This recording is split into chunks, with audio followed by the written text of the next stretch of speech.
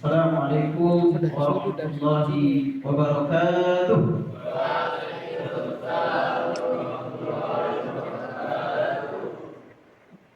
Baik, sebelum kita mulai, nanti kita punya yang semangat buat sang tulis kalian.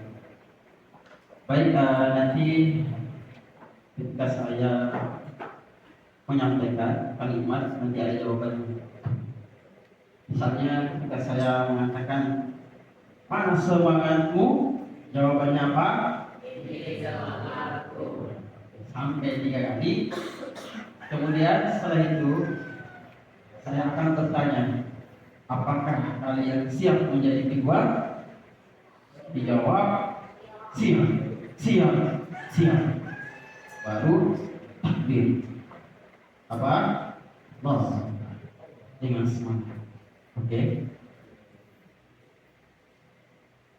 Mana semangatku? Ini semangatku. Mana? Apakah Anda siap menjadi pejuang? Siap. Takbir.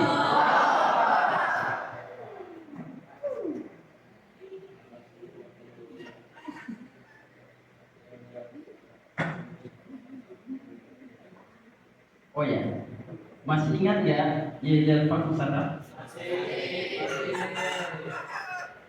Coba dulu, santri Pak Pusata.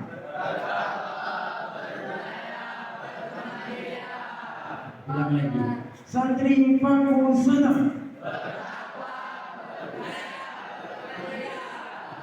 Santri Pak Pusata. Takbir.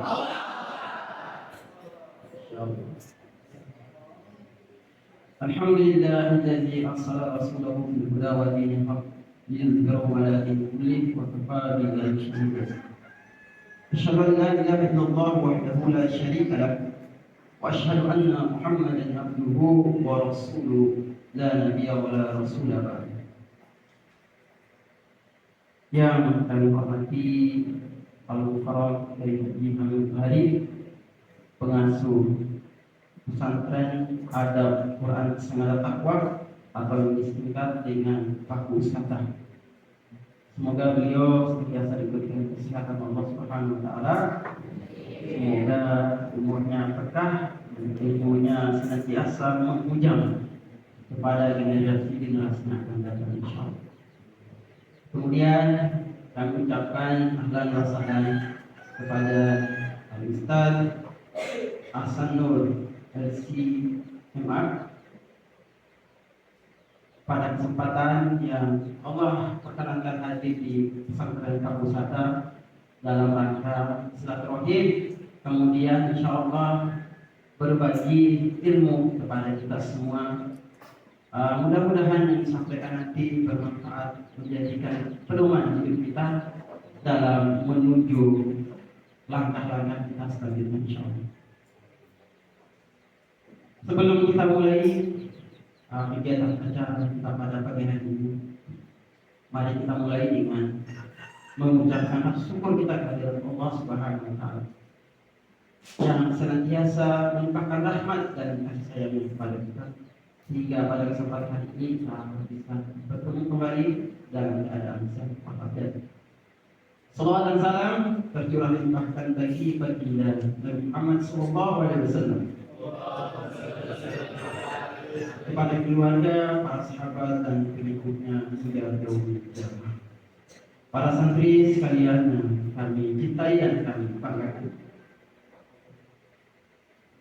Adapun sebelum kita mulai acara ini, saya ingin menyampaikan biodata tentang Ustaz Ahsanul Ahmad atau dipanggil dengan Ustaz Ahsan. Beliau berasal dari Goa atau tempat kelahiran Goa 19 Oktober 1985. Kemudian alamat sekarang Kompleks Sekolah Islam Al-Quds, Polder Air Samarinda. Kemudian sudah memiliki 4 orang anak, dua putri, dua putra, dan satu istri. Ya Ustaz. Alhamdulillah. Kemudian beliau lulusan SD, tamatan SD Impres Tangalla 1998. Kemudian SMP Madrasah Sanawiyah DDI Mangkoso 2002. Kemudian SMA Madrasah Aliyah DDI Mangkoso 2005. Kemudian S1 Universitas Al-Azhar Kairo, Mesir. Kemudian pengalaman organisasi 1, Gubernur Mahasiswa Mesir. Kemudian insya Allah kita doakan semoga Ustaz Hasan menjadi Gubernur Kalimantan Timur. Kemudian yang kedua, Ketua Kerukunan Pelajar Sulawesi. Yang ketiga, Ketua OSIS MTS dan Aliyah. Dan yang keempat, pemimpin redaksi Buletin Cahaya Keadilan Mesir. Dan yang terakhir, koordinator dakwah pelajar Islam Indonesia 2025. Masya Allah, saudara sekalian, sedikit singkat terkait dengan biodata Ustaz Ahsan Nur. Mudah-mudahan Allah sudah sampaikan keberkahan kepada beliau, keberkahan umur, kemudian keberkahan ilmu, insya Allah. Baik, insya Allah pada pagi hari ini kegiatan kita yang bertajuk atau bertema belajar dengan pemuda Gaza, Masya Allah. Baik, sebelum kita mulai acara kegiatan kita pada pagi hari ini, baiklah terlebih dahulu kita membuka ya agar kegiatan acara kita berjalan lancar. Ada hal niatin solidatin kemudian kita al-Fatihah. Alhamdulillah minasyaitonir Bismillahirrahmanirrahim. Alhamdulillahirabbil alamin arrahmanir rahim maliki yaumiddin iyyaka na'budu wa iyyaka nasta'in ihdinas siratal mustaqim siratal ladzina an'amta 'alaihim ghairil maghdubi 'alaihim waladdallin. Baik, untuk selanjutnya mari kita sama-sama mendengarkan lantunan ayat suci Al-Quran yang insya Allah akan dilantunkan oleh ananda kita, yakni ananda yang sah kepadanya waktu tempat kami bersama.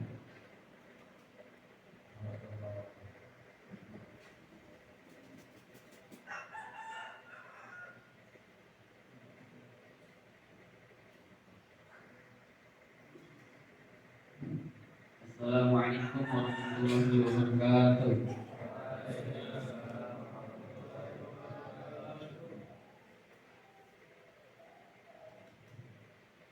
A'udzu billahi minasy syaithanir rajim.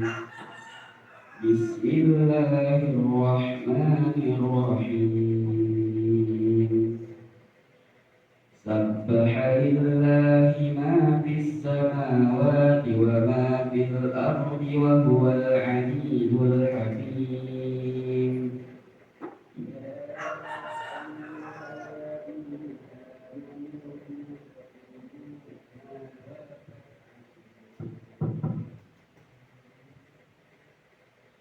Kabura maqtan 'indallahi an taqulu ma la taf'alun. Innallaha yuhibbul ladzina yuqatiluna fi sabilihi saffan ka'annahum bunyanun marsus. Wa idh qala Musa liqaumihi ya qaumi lima tu'dunani wa qad ta'lamuna anni rasulullahi ilaikum. Falamma dahu adaghallahu qulubahum wallahu la yahdil qawmal fasiqin. Shadaqallahul azim. Assalamualaikum warahmatullahi wabarakatuh. Waalaikumsalam warahmatullahi wabarakatuh. Alhamdulillah, terima kasih kepada ananda pemirsa. Mudah-mudahan dengan ansur yang pernah kita dengarkan mendapat kebaikan dari Allah Subhanahu wa taala.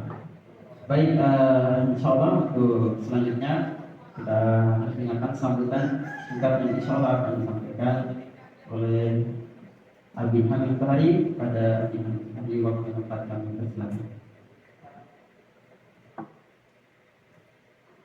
Assalamualaikum warahmatullahi wabarakatuh.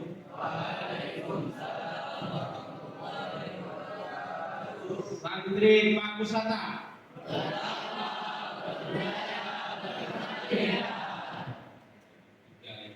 Sebagai slogan saya, bertakwa. Apa artinya bertakwa? 3 hal yang harus kita jaga. Ya, bertakwa dengan hati, ya, bertakwa dengan mulut, bertakwa dengan perbuatan, ya, dengan sikap, ya. Maka itu adalah singkatan dari apa? Santri. Apa itu? Santri. Santri. Ya. Santri apa tuh? Singkatannya? Ihsanul Ihsanul Ihsanul bahasa Jawanya apa? Suci ing ati, suci ing lati, suci ing hati. Bahasa Indonesianya apa?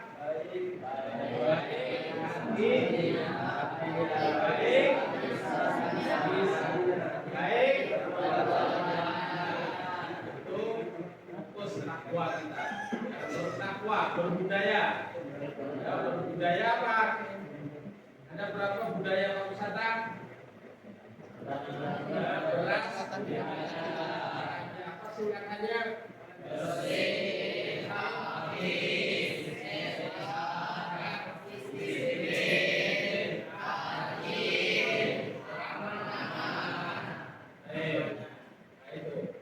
Kemudian semua itu membentuk pribadi mandiri bagi kita. Maka bertakwa, berbudaya, berkemandirian. Kita kenalkan berbudaya, bersaksi bahwa kalian insya Allah akan menjadi pribadi dengan 3 kualitas tadi: bertakwa, berbudaya, dan berkemandirian. Baik, alhamdulillah kita bersyukur hadirat Allah Subhanahu wa taala, sebuah kehormatan bagi kita. Pada pagi hari ini kita bersama dengan Al-Ustaz Al-Fadil Ahsan Nur LCMA. Ya, LCMA itu berarti beliau ini telah menamatkan kuliahnya hingga jenjang S2. Di mana? Di Mesir. Apa kalian tidak ingin? Ingin melanjutkan kuliahnya sampai ke luar negeri? Kita beruntung, ya. Di Pakistan meskipun kita berada di tengah hutan, ya, kita banyak mendapatkan informasi, ya, motivasi daripada ustaz-ustaz yang luar biasa. Insya Allah. Salah satunya adalah Ustaz kita ini Al-Fadil Ustaz Ahsan Nur. Ya, beliau dari Gua itu di mana? Bukan Gua Larang, Gua kan bisa tekan yang kamu Gua nama satu kabupaten di mana? Di Sulawesi. Alhamdulillah, ya. Beliau jauh-jauh, ya, dari Sulawesi, tapi tinggal sekarang ini di Samarinda. Alhamdulillah, ya.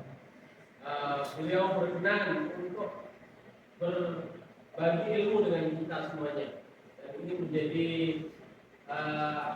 motivasi bagi kita insya Allah, ya, supaya kita punya cita-cita yang tinggi, ya, punya motivasi yang kuat, ya, jangan kemudian kita hanya tamat Pusata saja, apalagi hanya bercita-cita selesai SMP nanti sudah tidak lagi melanjutkan, ya. Tapi insya Allah kita akan mengejar cita-cita sampai kita mendapatkan akademis ataupun kehidupan yang lebih baik, insya Allah, ya. Maka Maka jangan sampai kesempatan ini kita sia-siakan. Apalagi tema yang akan kita dengarkan dari beliau adalah belajar dari pemuda Gaza. Ya. Sekarang ini Gaza disebut sebagai wilayah yang mengajarkan kesatriaan, yang mengajarkan kepahlawanan yang terhebat di dunia. Tentara-tentara Zionis yang dianggap mempunyai kecanggihan peralatan yang modern, yang canggih, ya, tidak ada apa-apanya, ya, dengan jiwa dan semangat serta perjuangan pemuda-pemuda Gaza.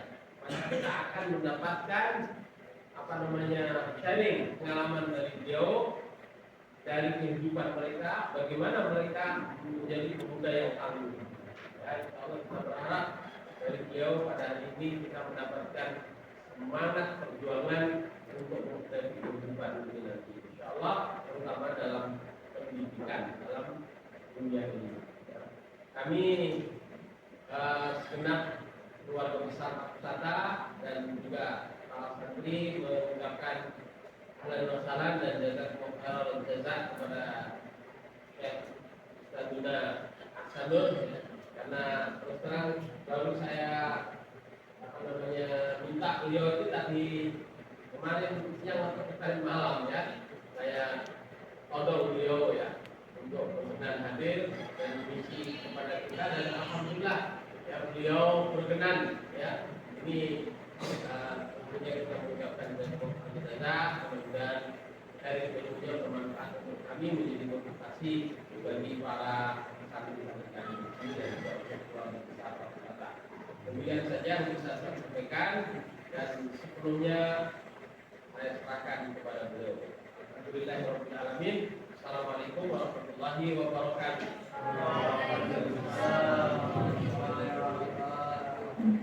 Terima kasih kepada Abi Hadi yang telah memberikan sambutan singkat, kemudian serta nasihat untuk tentang terus menjadikan kebaikan dan keberkahan bagi kita.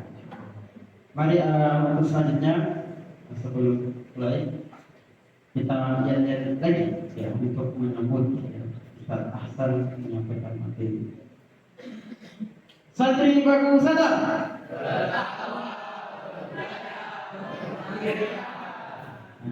Ingat ya. Nah, 1, 2, 3. Oke, ulang. Santri baku sadar. Takbir. Alhamdulillah, terima kasih. Baik, selanjutnya insyaallah kepada Ustaz Ahsanul, waktu yang tepat kami persilakan.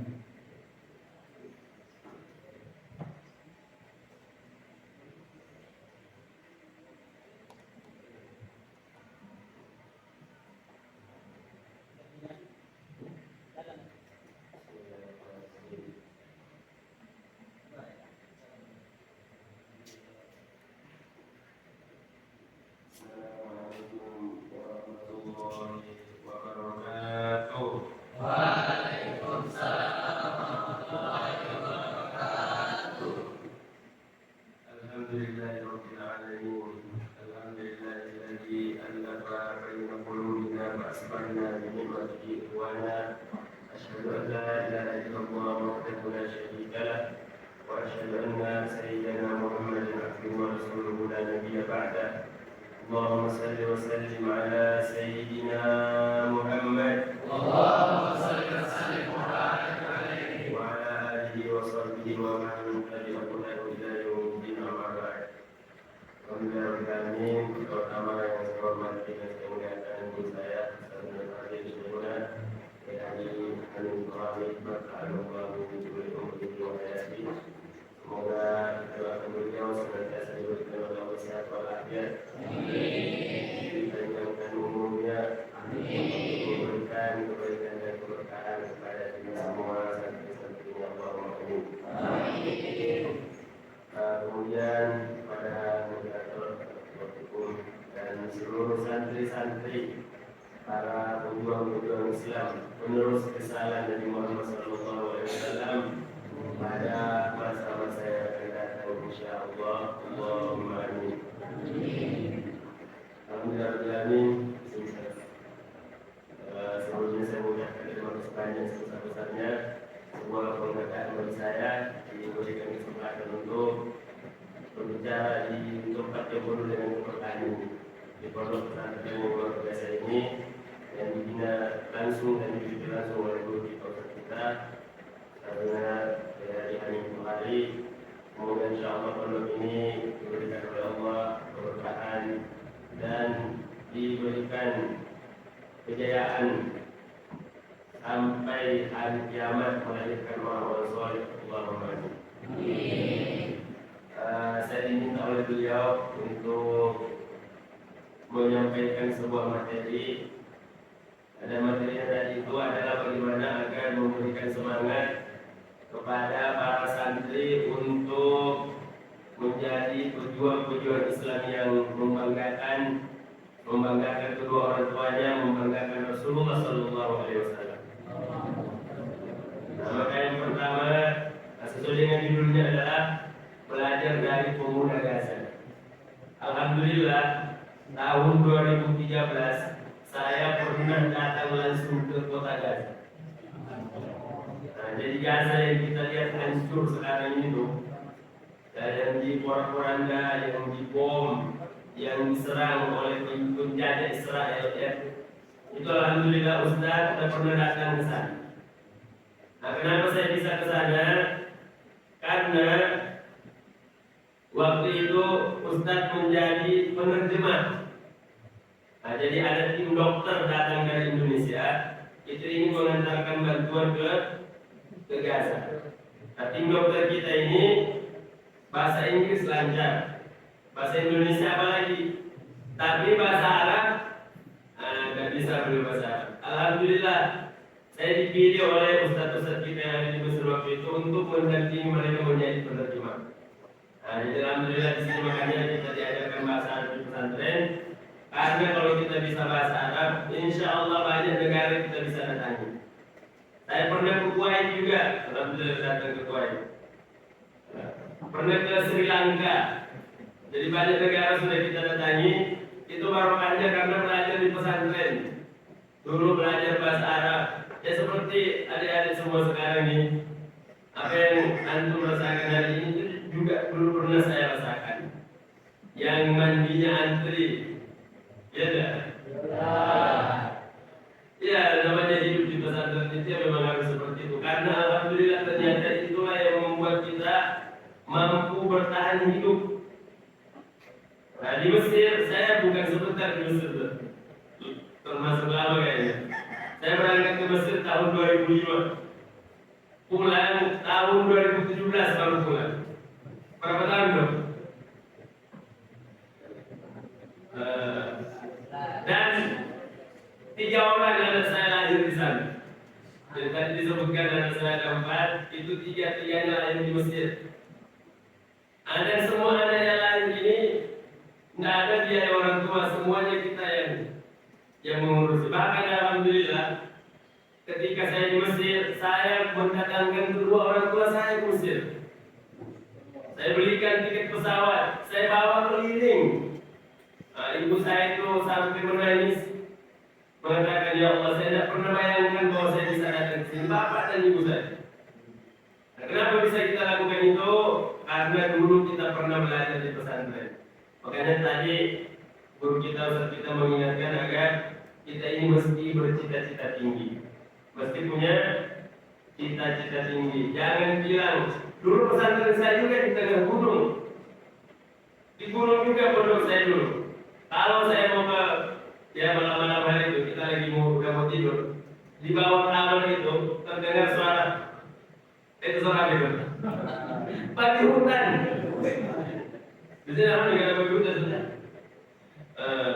Padi hutan itu di pesantren saya dulu. Pulang dari masjid itu biasa.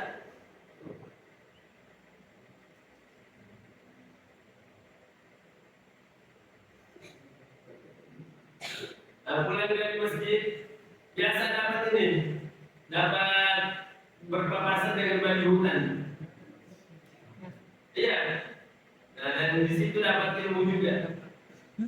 ternyata babi hutan itu takut sama manusia. Kalau manusianya banyak.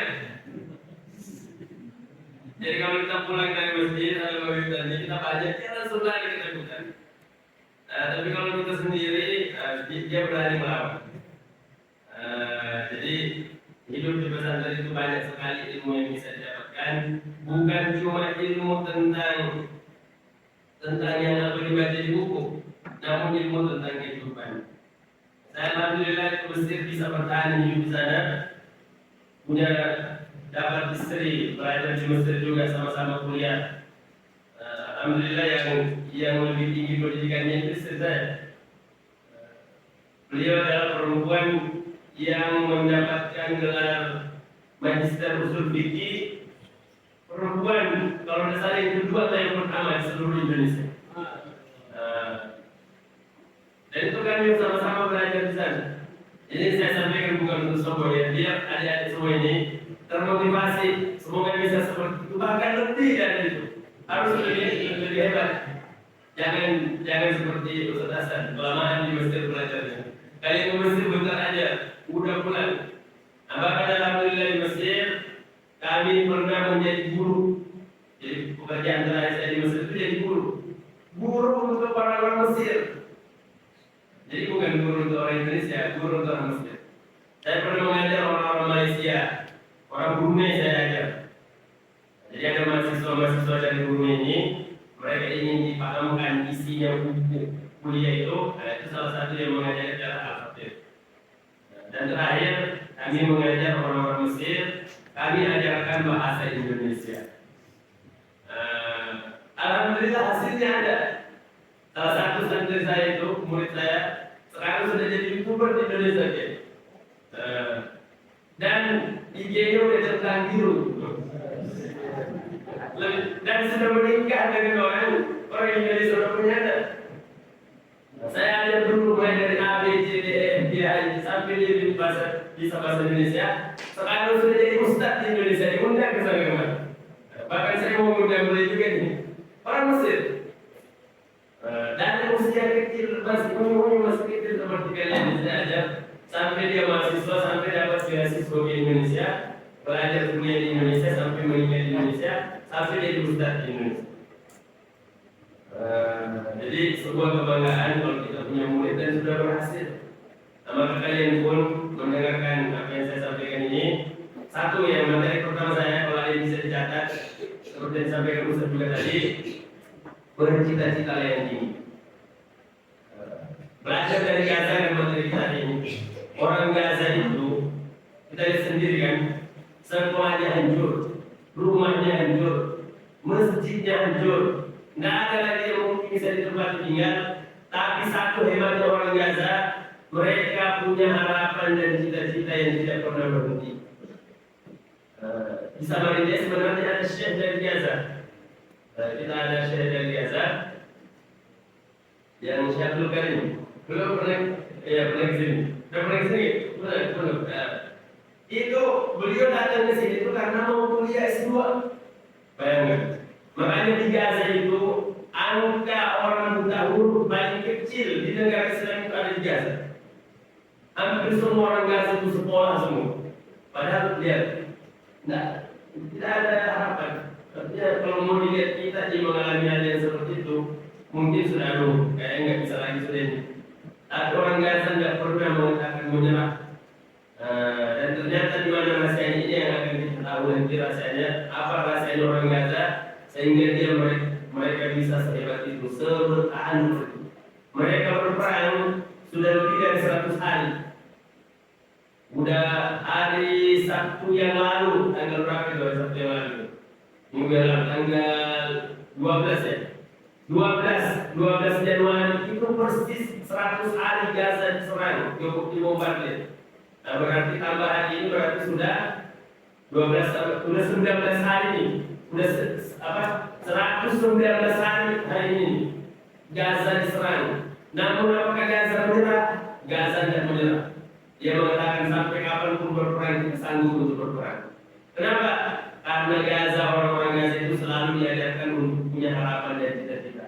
Nah, harapan dan cita-cita inilah yang akan membuat orang itu siap bertahan bagaimanapun susahnya hidup.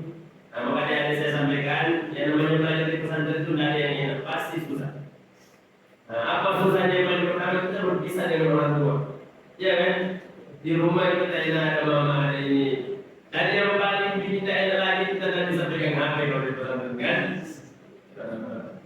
Anak-anak usia kalian nih, oh di pinggir jalan main HP semua. Alhamdulillah kalian semua sini, semua ini itu mendapatkan barokah, bukan HP yang selalu ada di banyak dari Al-Quran. Duduk bersama guru kita itu tidak sembarang orang bisa mendapatkan kuliah ini. Nah, maka pertama kita harus punya apa tadi?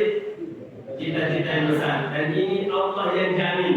Nah, nanti silakan setelah ini kalian buka Al-Quran, buka surat Al-Anfal ayat 70. Ini dalilnya yang kenapa kita harus punya cita-cita. Berapa tadi? Surat Al-Anfal ayat 70. Apa kata Allah? Ya ayyuhan nabiyyu qul liman fi aydikum. Yang penting yang ini, yang potongan ayat ini, iya'lamillahu fi qulubikum khairan yu'tikum khaira. Apa artinya iya'lamillahu? Kalau Allah tahu fi qulubikum khaira, dalam hati-hati kalian ada kebaikan, yu'tikum khaira, maka Allah akan berikan kebaikan itu. Nah, makanya mulai dari sekarang cita-cita memang. Saya bercita-cita ke masjid itu sejak kelas 6 SD. Kenapa mau ke masjid? Gara-gara belajar katanya di masjid itu ada piramida. Salah satu di antara 7 keajaiban dunia. Alhamdulillah akhirnya saya betul-betul melihat piramida dan setelah itu saya menyesal. Kenapa menyesal? Ternyata piramida itu sudah sehebat yang kita lihat. Orang kalau sudah pernah datang ke piramida dan mulai datang ke sana. Jadi saya yang di Mesir selama itu ke piramida itu cuma 3 kali kayaknya. Pertama karena perasaan mau melihat, kedua karena ngantar tamu, ketiga karena ngantar mama saya sama bapak saya jalan-jalan. Mau jalan tidak mau lagi saya kata. Kenapa? Piramida itu ada di tengah padang pasir, panas sekali, dan yang kita datang ke sana cuma batu yang disusun. Nah, cuma memang susunnya bukan kayak batu bata yang kita lihat ini. Batunya piramid itu satu batu beratnya 2 ton. Dan itu 2 juta batu yang disusun. Piramid, ya. Makanya hebat. Ada itulah yang saya lihat dulu dan waktu itu saya bercita-cita pengen rasanya Muslim. Nah, begitu alhamdulillah masuk pesantren, kiai saya, guru-guru kami juga, itu beberapa orang dari Mesir. Itu yang memberikan semangat. Indonesia ini tidak ada apa-apanya kita lihat buat kamu cerita. Kalian mau lihat tempatnya Nabi Musa menerima wahyu. Kalian mau tahu di mana gunung yang disebutkan dalam Al-Quran wa Tur Sinin. Nah, alhamdulillah saya sudah datangi semua itu. Kalian mau tahu laut yang dipukul sama Nabi Musa sampai terbelah, itu ada di Mesir. Tidak ada di Kalimantan Timur. Nah, betul kata Kiai itu tadi. Jangan merasa cukup dengan apa yang kita dapat di sini. Dan itu bisa didapatkan dengan nomor 1, punya cita-cita tinggi. Bercita-citanya dulu. Saya bercita-cita mau masjid dari SD. Masuk pesantren 7 tahun saya belajar di pesantren. Karena untuk masuk ke pondok saya itu namanya Darut Awal Irsyad Mangkoso yang kemarin didatangi sama calon presiden Anies Baswedan. Nah, itu sebelum masuk sanawiyah itu kita ada kelas 0 dulu. Jadi tidak bisa langsung masuk sanawiyah atau aliyah, harus kelas persiapan. Belajarnya setiap hari cuma 5 mata pelajaran, itu aja di bulan Japan. Al-Quran, hadis, fikih, tauhid, tajwid, nahwu dan sarf. 7 pelajaran itu di bulan setiap hari. Besok itu lagi. Selama 1 tahun. Dan setelah itu baru masuk sanawiyah kelas 1 atau aliyah kelas 1. Dan bisa langsung. Makanya saya belajarnya di pesantren 7 tahun. Alhamdulillah setelah 7 tahun itu baru berhasil berangkat ke Mesir. Padahal bercita-citanya dari SD. Berarti berapa tahun baru ketemu cita-citanya? 7 tahun.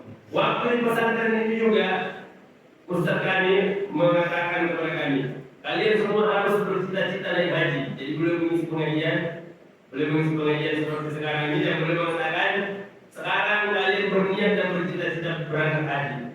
Nah, itu sekira mungkin tahun 2003. akhirnya saya bisa berangkat haji? Baru tahun 2016. Berapa tahun itu jalannya? Tapi Allah kasih enggak atau enggak? Allah kasih. Untuk bisa mendapatkan itu butuh perjuangan yang panjang, butuh proses yang panjang. Tapi pada intinya Allah pasti akan memberikan karena Allah sudah janji. Apa tadi punya ayatnya?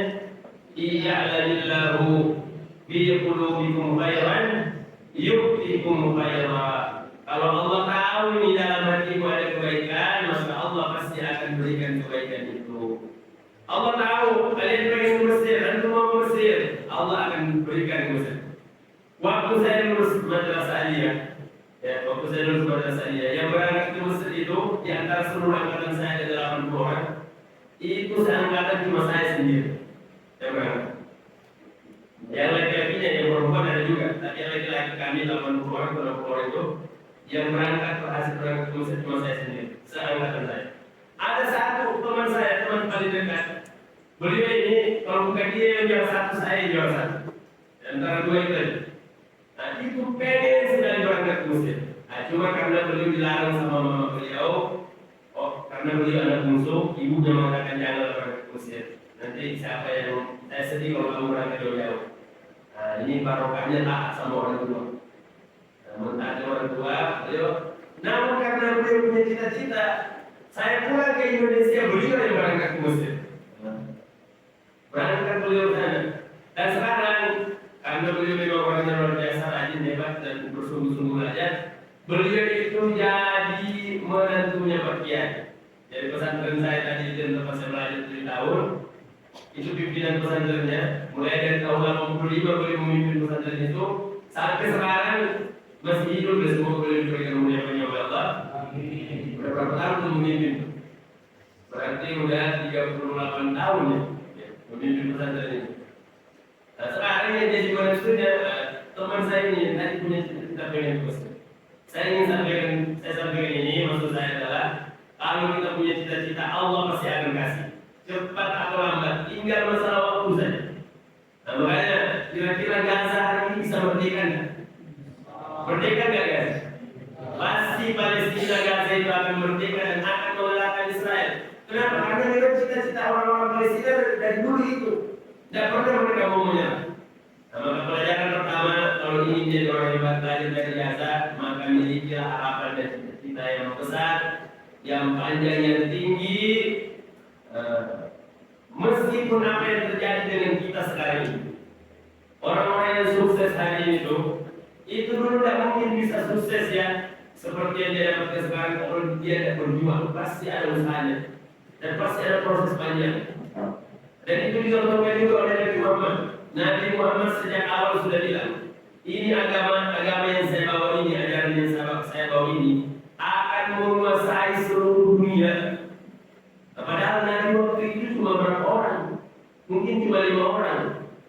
Tapi Nabi sudah bilang begitu.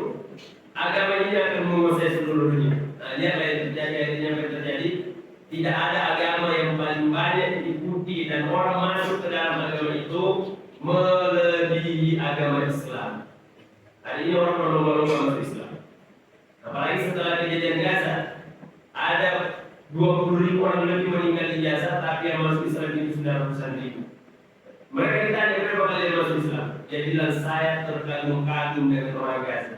Dan itu menunjukkan janjinya Nabi bahwa agama ini akan menyebar ke seluruh dunia. Hari ini di Eropa, orang-orang Eropa sudah mulai satu persatu masuk Islam. Janjinya Nabi. Nah, ketika Nabi mengucapkan janjinya itu, bukan lagi umat Islam cuma berapa orang.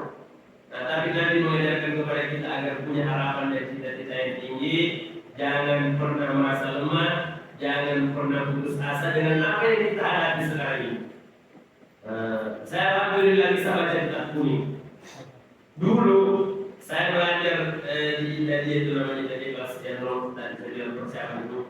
Tiap hari belajar tentang usul paham-paham. Bahkan saya ingat saya dipukul pakai ini pagar bambu itu, sama ustaz saya karena saya tidak bisa memdapat. Kapan saya mulai bisa masuk di pelajaran usul? Ketika kelas 1 aliyah. Berarti berapa tahun tuh berproses? 4 tahun, nggak ngerti saya. Disuruh menghafal kalam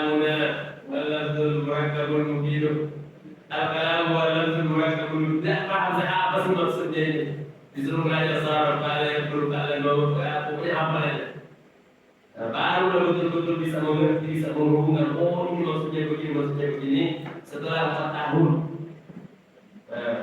Ustazah Marsia yang istri saya cerita tadi itu, dulu waktu dia belajar di SD, itu ranking 28 dari 30 siswa. Bahkan hampir tinggal kelas.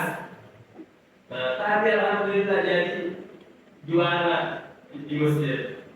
Kenapa? Karena itu tadi selalu punya harapan dan cita-cita yang tidak pernah berhenti apapun yang terjadi.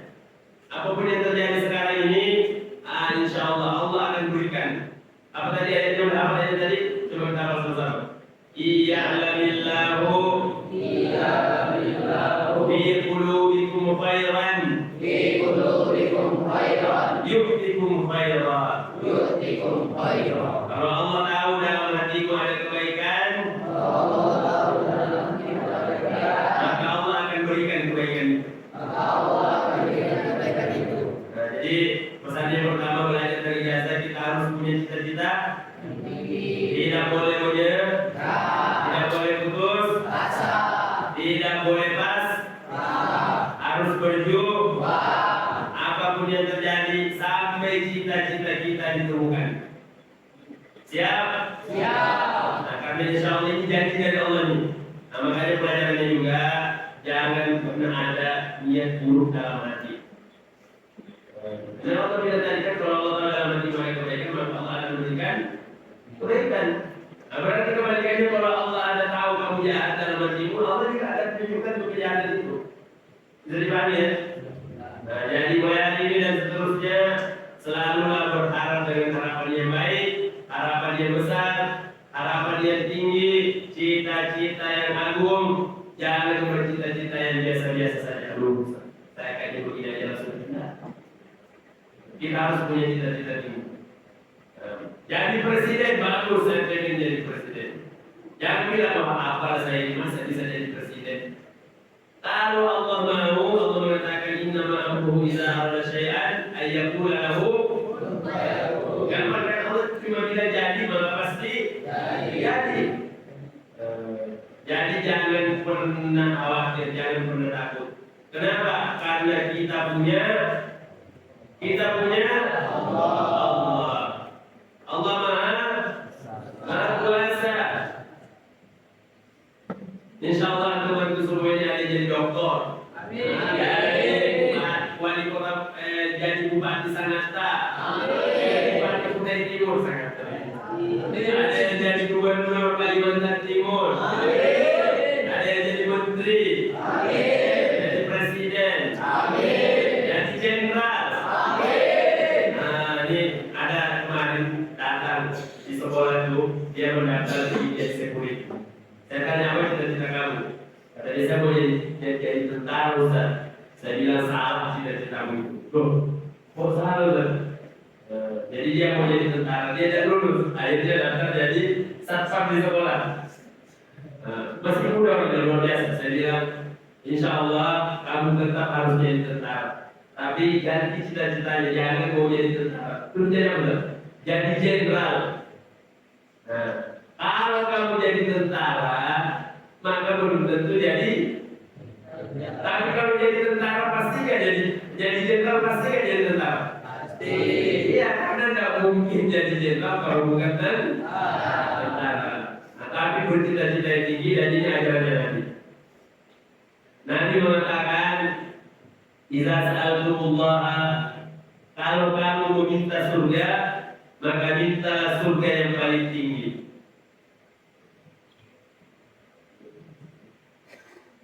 Nah, kalau kamu mau minta surga yang paling tinggi surga.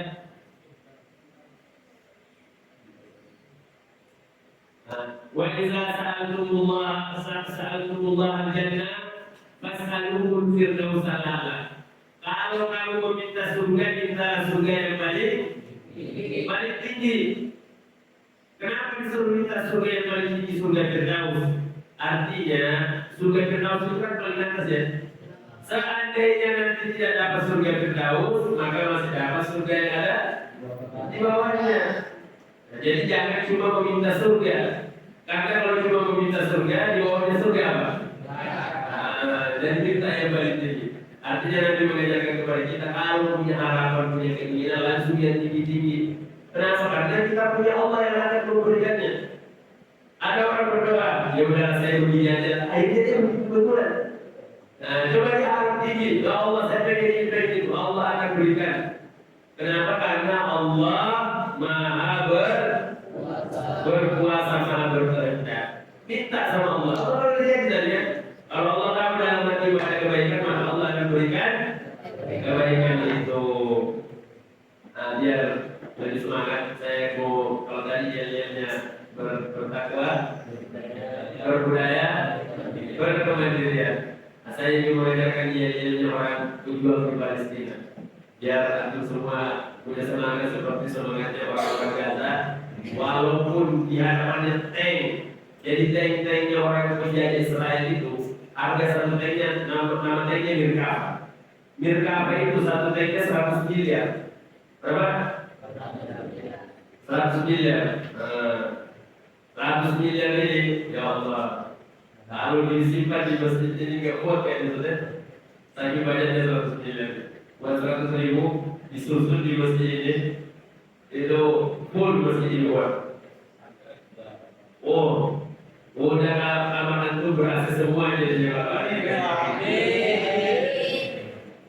bisa di aspal emas nanti kalau ada 100 miliar. Akibatnya. Tapi pemuda-pemuda Gaza dia tidak takut dihadapi itu tank Mirkava ini. Kalau ada orang mau mendekat itu otomatis keluar peluru untuk nembakin orang-orang Gaza. Saking hebatnya itu. Jadi mobil-mobil yang ada sekarang tidak usah tank yang mati itu, mobil-mobil keluaran terbaru itu ada sensornya. Kalau ada orang mau mendekat dia langsung bunyi.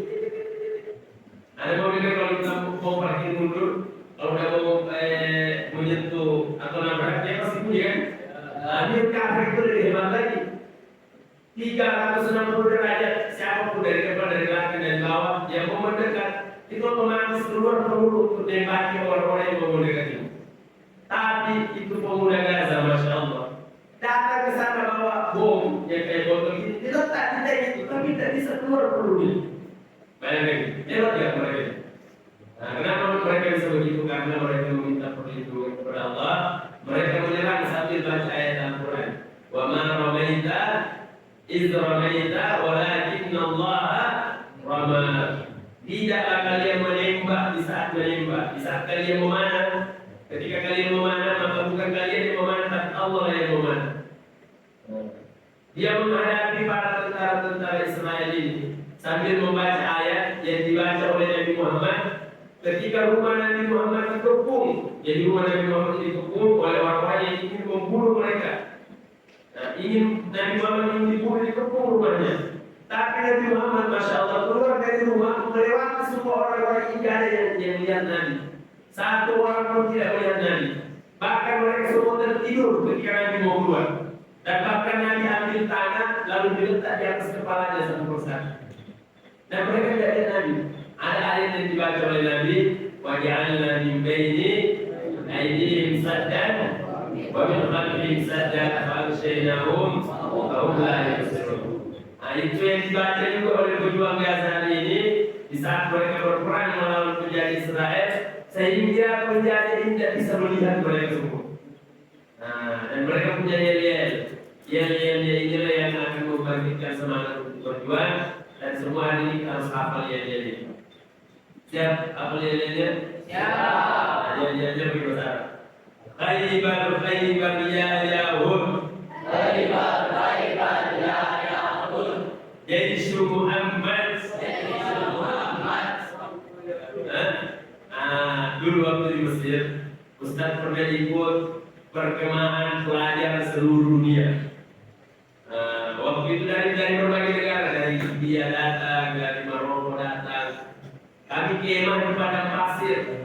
Jadi kita bikin kemah di padang pasir di pinggir pantai. Waktu itu kita begitu juga. Khaybar ya Yahud. Jaishu Muhammad saufa Yahud. Nah itu kan kalau saufa ya artinya akan kembali kan. Nah tapi bukan akan kembali, tapi sudah ada di sini. Jadi diganti kata-katanya. Jadi kita ganti bukan lagi sofa yang tadi, guna mewujud. Inilah sebuah Yesus Muhammad, tentaranya Nabi Muhammad sudah ada di sini dan sudah siap untuk mengusir orang Yahudi, sebagaimana kita mengusir dulu orang Yahudi dari Khaybar. Nah, makanya namanya Khaybar karena dulu di zamannya Nabi Muhammad orang-orang Yahudi itu tinggal di sebuah tempat namanya Khaybar. Ini benteng terakhir orang Yahudi.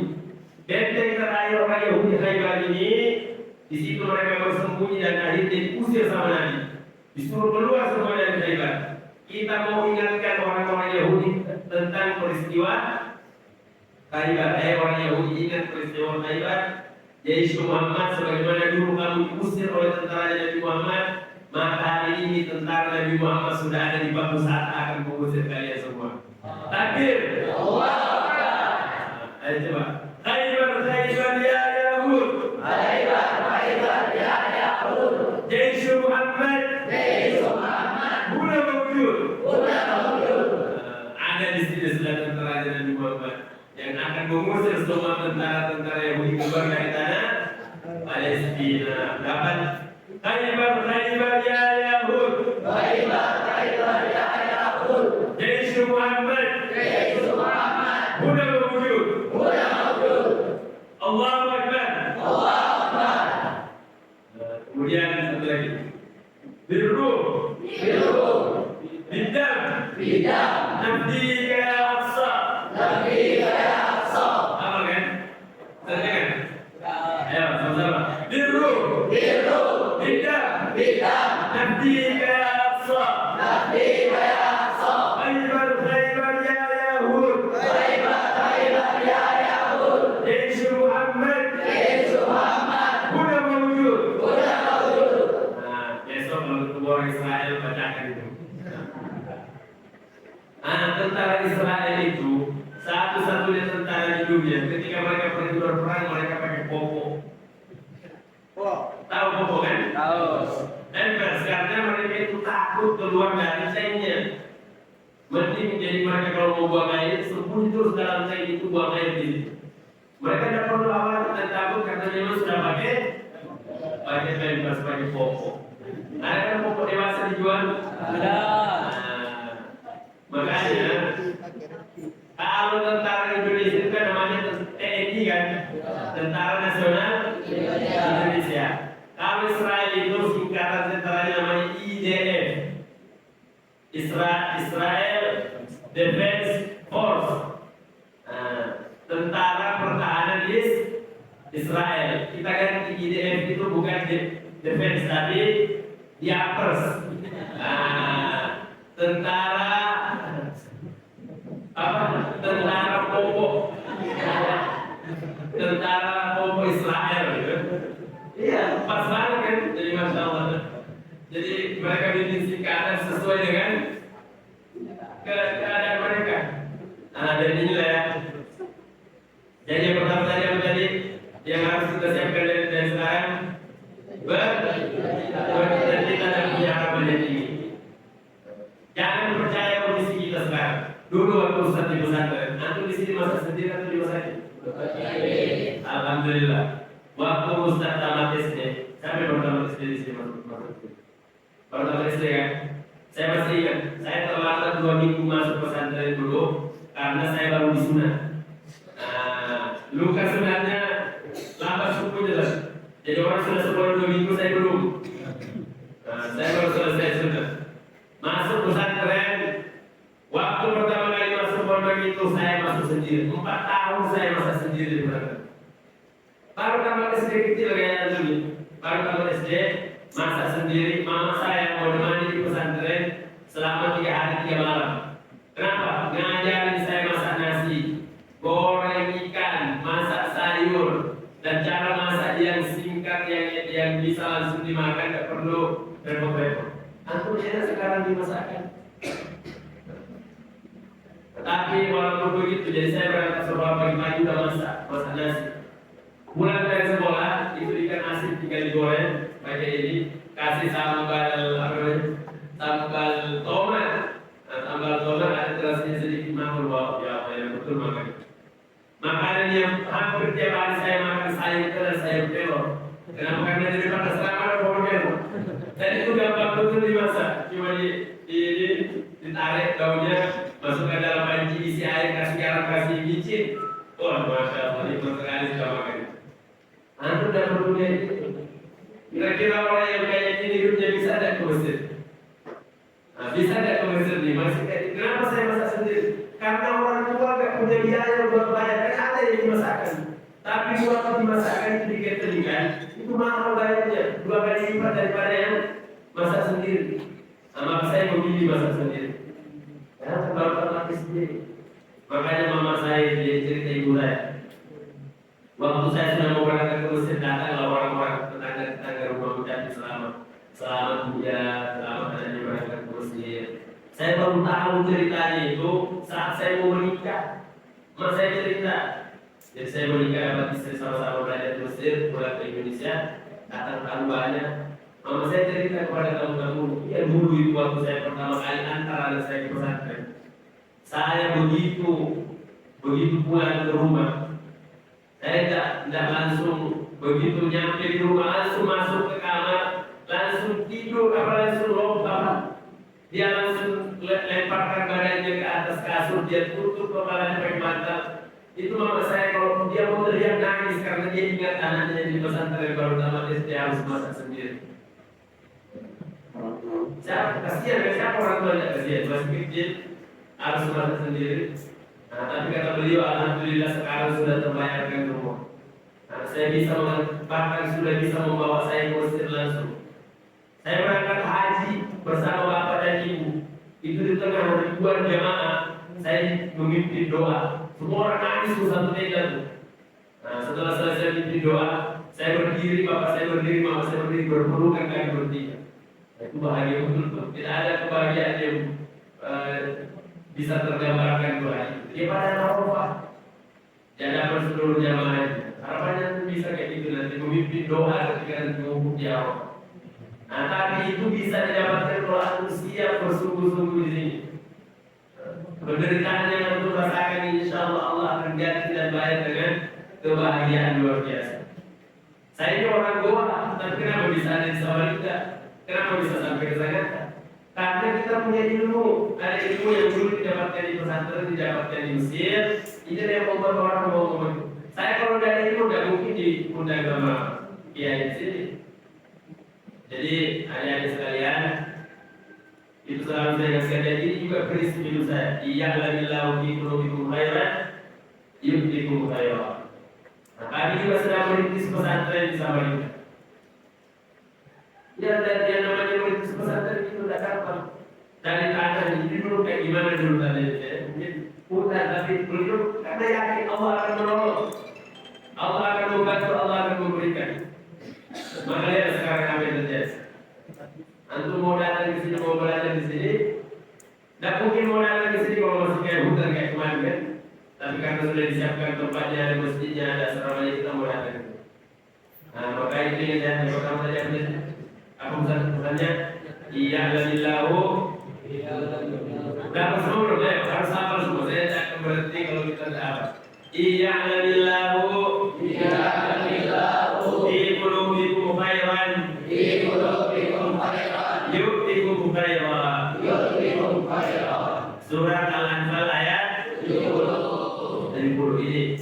Ingat, Allah pasti akan beri. Cepat atau lambat Allah akan berikan. Ya. Nah, kemudian yang kedua yang ingin saya sampaikan, rahasia kekuatan orang-orang Gaza itu karena mereka dekat dengan Al-Quran. Jadi mereka punya harapan pertama, harapan mereka tinggi. Kemudian kedua, mereka selalu dekat dengan Al-Quran. Bayangkan ya, kenapa mereka berani melawan penjajah Israel? Padahal Israel itu disebut sebagai tentara terkuat di dunia. Bayangkan, di mana terkuat punya Mirkava yang tadi saya ceritakan itu. Harga satu tank Mirkava itu 100 miliar. Sangat luar biasa. Israel punya pesawat ini, punya canggih sekali persenjataan mereka. Tapi kenapa orang-orang Gaza berani melawan tentara Israel? Karena orang Gaza dekat dengan Al-Quran dan mereka membaca dalam Al-Quran surat Al-Hasyr. Apa surat Al-Hasyr kan? Di surat Al-Hasyr itu Allah menceritakan bagaimana sifatnya orang Yahudi. Bagaimana sifat orang Yahudi? Allah mengatakan la yuqatilunakum jami'an illa fi quran muhassanatin aw min wara'i judur ba'suhum bainahum syadid tahsabuhum jami'an wa qulubuhum syatta. Itu sehingga orang Gaza tidak takut melawan Israel. Apa kata Allah? Orang-orang Yahudi itu la yuqatilunakum, tidak akan berani berperang dengan kalian illa fi quran muhassanah, kecuali mereka berada di kampung yang diliputi oleh benteng-benteng yang kokoh.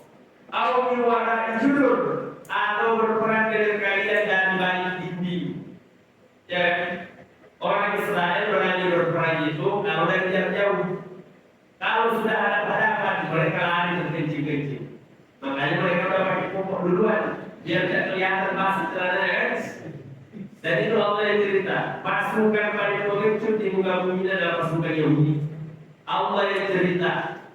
Ada dulu video, ya saya tidak tahu saya ada video itu. Ada video seorang anak kecil, lebih kecil dari kalian, anak umuran SD. Itu pegang batu mengejar tentara Israel yang bawa senjata lengkap, pakai helm, pakai sepatu, pakai tentara yang berpakaian lengkap. Ada senjatanya, lari dikejar sama anak kecil anak Palestina, bawa batu padahal dia bawa senjata. Nah, kenapa coba bisa begitu?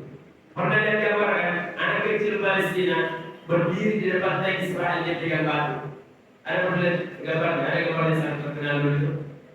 Nah, dan itu yang terjadi di Palestina ini, orang-orang Gaza tidak takut melawan orang Israel karena mereka sudah baca dalam Al-Quran bahwa orang Israel itu pengecut dan penakut. Di rahasia kedua, belajar kita dari Gaza, orang Gaza yang pertama cita-cita selalu tinggi, harapan selalu ada, kemudian mereka selalu dekat dengan Al-Quran.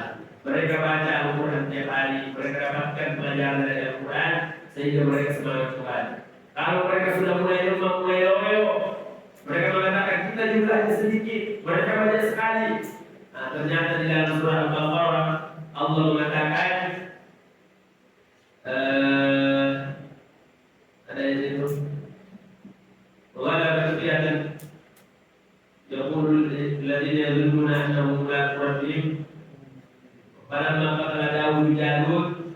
Ada yang bercerita tentang Qalut dan Jalut.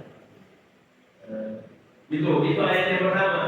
Mereka merasa bahwa kita ini sedikit.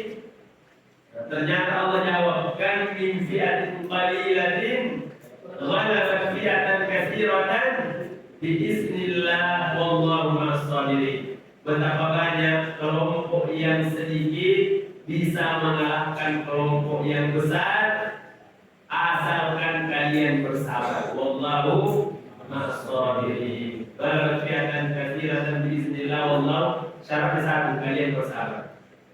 Nah, mereka bilang kita jumlahnya sedikit, pasukannya tidak punya senjata. Mereka baca lagi dalam surat Al-Anfal. Apa kata Allah? Ya ayyuhan nabiyyu harridil mu'minina 'alal qital. Wahai para nabi, berikan motivasi dan dorong umatmu untuk berperang. Kenapa?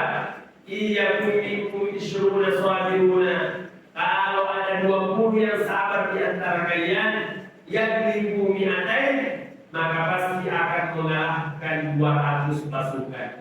20 mengalahkan 200, asalkan bersabar. Awaiyakum